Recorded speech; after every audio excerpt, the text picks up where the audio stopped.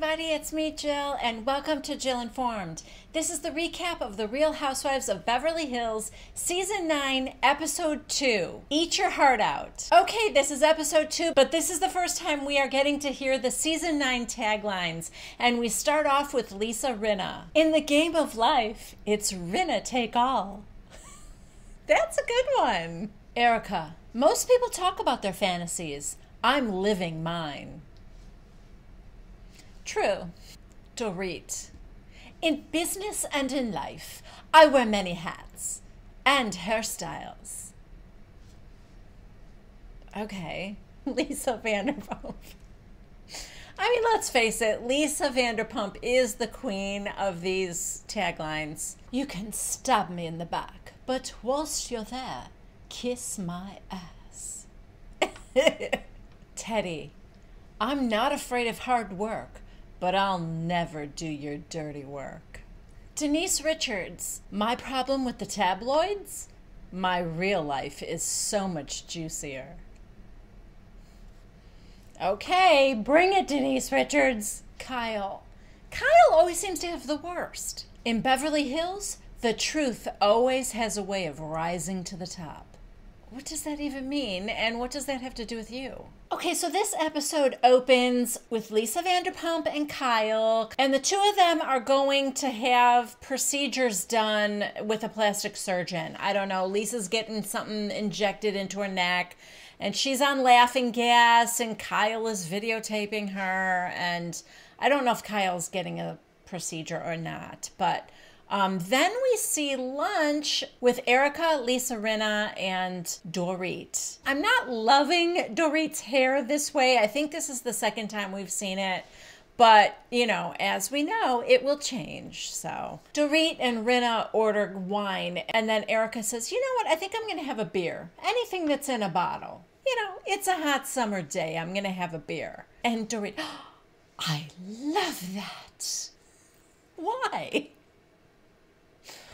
Oh gosh, she probably just loves the courage it took to have something with that many carbs. So then they talk about how they used to drink beer when they were in high school, and Dorit remembers, I think I did a keg stand once. Then we get this picture of Dorit at age 16. Oh my God.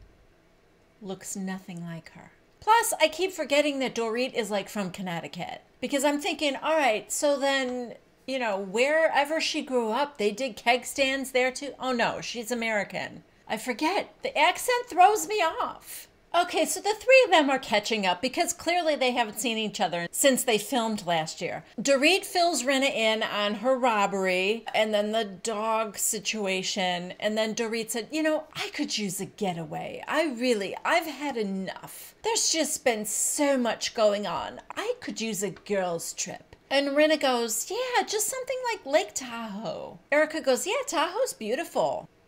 I think we have a house there. Of course she would lose track of where they have a house. Oh, Erica's got the Marilyn Monroe wig on in one of her confessionals. Oh, I love it. She is stunning. Oh, well, Dorit knows some new place in the Bahamas, and they all agree that they love the Bahamas. It's not Bimini, for those who are wondering. So Dorit is going to make all the arrangements and get back to them. Okay, the next scene is us getting to know Denise Richards and her home on the beach, which is gorgeous. Her boyfriend, Aaron, lives with her, and she has two teenage daughters, Sammy and Lola, who are her daughters with Charlie Sheen, and she has another daughter, oh, I can't remember what her name is, that she adopted as a single woman. Sammy is struggling in school. She's doing her schoolwork. Aaron is cooking things on the grill. And then, I don't know, Denise goes over to Sammy and she said, are you going to homecoming? And Sammy said, well, nobody asked me yet. And Denise said, well, what are you going to say if somebody asks you? And she said, yes. And Denise said, no, because you can't date until you're 16. I think she's 14. I don't remember. 15, 14? I don't know. And she goes, you're so strict. Now I want a boyfriend. So then she says, if I ask Dad, can I go? And she goes, call him. So Sammy calls Charlie Sheen, and she said, if somebody asks me to go to prom, can I go? And he said, well, I trust your judgment. I trust that you'll know if it's the right person to go with. So I don't know if Denise is mad or not, or the whole thing felt a little for the cameras, I guess. But like, so far I'm enjoying getting to know her. And, you know, say what you will, the Housewives of Beverly Hills are so stinking rich. I like it. I actually kind of love it. The next scene is with PK and Dorit tells him that she's going to invite all the ladies on a women's trip. And he said, well, not Teddy, right? And she said, yeah, Teddy, I think I'm going to invite her too. I'd like us to start over. So he said, I think you're great. Yeah, so she's inviting everyone on the girls' trip. Next, we see Lisa Rinna and Teddy, and the two of them are on a hike, and Teddy has done a little acting job, I guess. And then she is reminiscing back to when she first came to Hollywood, that she wanted to be an actress, and that she went out on all these roles and tried out for different pilots, and then her agent called her and told her she needed to lose weight. And that got her on a bad spiral to where food became her only friend. And then it shaped her into being the accountability coach that she is today. And she said it used to be just her and like 40 women that were her clients. And now she's got like over 500 women that she is accountable to. And so, yeah, her business is booming for her. Okay, next there's a little throwaway scene. Kyle goes to the agency, and I don't know if she brings Mauricio lunch or whatever, but she's basically crying because her daughter Sophie is now going away to college. Mauricio's like, yeah, but look at Farrah and look at, oh gosh, I can't think of her name now. Their other daughter that went away to college like a couple years ago. And he said, and they're both back here now because they both work for Mauricio at the agency. And he said, you know, you've been through it twice before. It's fine. You can get through it again. But she's like a blubbering mess about it. Then we are at Lisa Rinna's house, and we find out that Amelia has anorexia, or had it and is recovering. Oh gosh, we see a picture of her from 2017, and oh, it's painful to see. But she is on the road to recovery, and they're having a conversation about it. And I guess she still goes for treatment or therapy or something like that. So that's good. And she kind of wants to help others now. Okay, now Lisa Rinna is having like a big pastry dessert party kind of thing. I don't know what it is, but it looks good. There's like a bowl full of caramels on the table, and these chocolate hearts and macarons and just chocolatey goodness all over the place. And everybody is coming. Teddy shows up, Erica, Camille. The only people that aren't going to be there are Kyle, because Kyle had a tequila tasting event or something like that, and Lisa Vanderpump, because she said that something was wrong with Jiggy. Then we cut over to Lisa and Ken, and they are at Villa Blanca. Lisa said the reason she's not going to Rinna's house is because she just has been through so much lately. I think this is still pretty freshly after she lost her brother. So she's still out of sorts about that. And also, they did find out that Jiggy needs a pacemaker. Yeah. How old is Jiggy? I feel like Jiggy's probably really pretty old by now. So poor Jiggy has to have surgery. And anyway, Lisa asked Ken if he thought she should even consider going to the Bahamas on this ladies' trip. And he said, oh, I think you must go. And she said, really? But everything that's going on with the restaurants, and Tom Tom just opened, and he thought she needed to go. He's like, you'll have fun with Kyle. So she has decided she is going to go.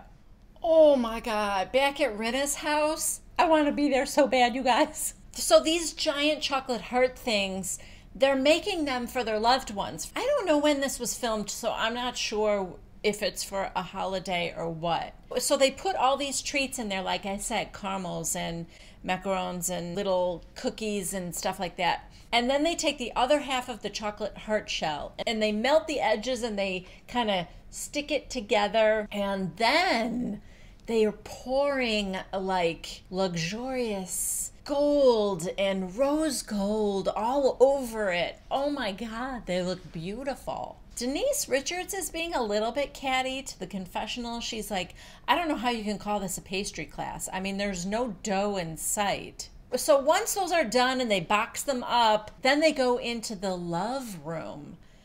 And there are all kinds of little pastries and like edible flowers, and it is lovely. Oh my God, you guys. Oh, this is such juicy scoop. I love it. So Aaron, Denise Richards' boyfriend, is actually technically still married to his wife, but they've been separated for like 2 years. And so as soon as the divorce is final, then they're going to get married. That's not the juicy part. The juicy part is that ex-wife is Nicolette Sheridan. Love Nicolette Sheridan. I have loved her since Knots Landing back in the 80s, and I love her now on the new Dynasty. If you guys aren't watching it, you need to be. So good. Then Lisa Rinna says, fun fact, Nicolette Sheridan also used to be married to Harry Hamlin. Oh my God. I love it. Now, this is the juicy gossip that you are not going to get on Real Housewives of New Jersey. Nope. This is the kind of stuff that only Beverly Hills will bring. And that is why this is my second favorite franchise next to New York. Side note, what the hell is going on with Lisa Rinna's boobs in this confessional? They literally look like two tiny balloons that are like unattached to the rest of her body, just like propped up and sitting there on her chest. Why do women think that looks good? I don't know. Oh my God, the story gets better. So Harry Hamlin was married to Nicolette Sheridan 30 years ago, and Harry, I guess, was doing a movie or something in Canada, and Nicolette went to a Michael Bolton concert and got with Michael Bolton and left Harry for Michael Bolton. Lisa Rinna is like, to this day, I thank Michael Bolton. She's like, come on, let's all do cheers to Michael Bolton. Oh my God. That is a crazy story. Okay, so this episode ends with the packing montage for the trip to the Bahamas, and then all the ladies arriving at LAX and boarding their private jet to Bahamas or something like that. I don't know. It's some private island. And Dorit has arranged everything, and it's gorgeous. It's a gorgeous jet. I have to say, it's a step up from the PJ that Lala had the girls on to Solvang. But anyway, it's lovely and nice. And Dorit said, okay, so I just want to let you know I have everything planned for the weekend, and everyone will have their own beautiful suite. And Lisa, I would like you to share with me. And Lisa Vanderpump's like, oh, I have to share a room with you? Can't I have my own room? So what went from mildly rude turned into just like flat out mean, where she, I think, really does not want to share with Dorit. And then makes this joke because she snores and she also has terrible gas. Okay, that's mean. I'm sorry, she planned this whole thing. I assume she's paying for this whole thing. I don't know. I think that was uncalled for. Even Kyle said something like, you know, what's teasing? And then you'd go like one jab too far. So I don't know how the room situation's going to actually end up, but that is where we end this episode. Thank you guys so much for joining me. Please subscribe if you haven't already. Give this video a thumbs up if you liked it. Don't forget to leave a comment down below. I'd love to hear from you guys. What do you think of this whole trip? What do you think of what Lisa said at the end there? I want to know what's in your brains. Do you guys love Nicolette Sheridan like I do? Let me know if you're watching Dynasty. We could talk about that too. Anyway, thank you so much for joining me, and I hope I will see you next Tuesday at 1 p.m. Central Time for the next recap of The Real Housewives of Beverly Hills. Bye-bye.